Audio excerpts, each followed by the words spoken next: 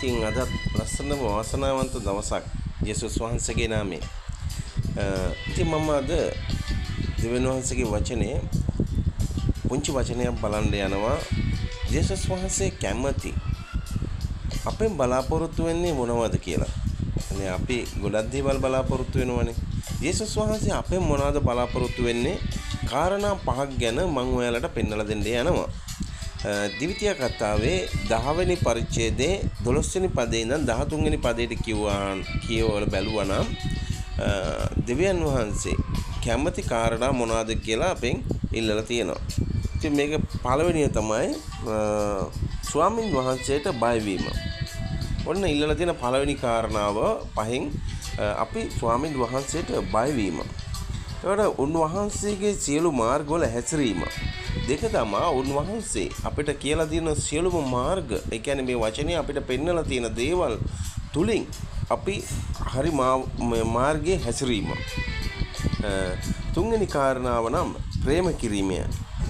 උන්වහන්සේට ප්‍රේම කිරීමය කියලා තුන්වෙනි කාරණාව කියලා දෙනවා. අපි තුල මේ ව්‍යවස්ථාව සම්පූර්ණ වෙනවා අපි තුල ඒ ප්‍රේමය තියෙනවා නම්.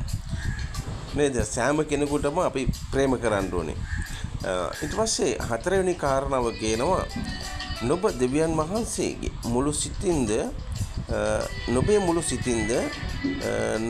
නුඹේ මුළු ආත්මයෙන්ද සේවය කරන්න. ඒ කියන්නේ හතරවෙනි කාරණාවට කියලා තියෙනවා අපගේ මුළු ආත්මයෙන්ද අපගේ මුළු සිතින්ද අපගේ මුළු ආත්මයෙන්ද යේසුස් වහන්සේට සේවය කරන්න කියලා අපිට කියලා තියෙනවා. ඊට පස්සේ පස්වෙනි කාරණාව කියනවා මා විසින් නොබලාට අනකරන ස්වාමීන් වහන්සේගේ අඥා පනත් පැවැත්විය යුතුය. එහෙනම් මේ ව්‍යවස්ථාවේ අපිට තියෙන අඥා ඒ කියන්නේ මොනවද අපිට කියලා තියෙන්නේ? මේක මේ ව්‍යවස්ථාව මේ වචනේ අනුව අපිට බෑ පව් සමාව දීම.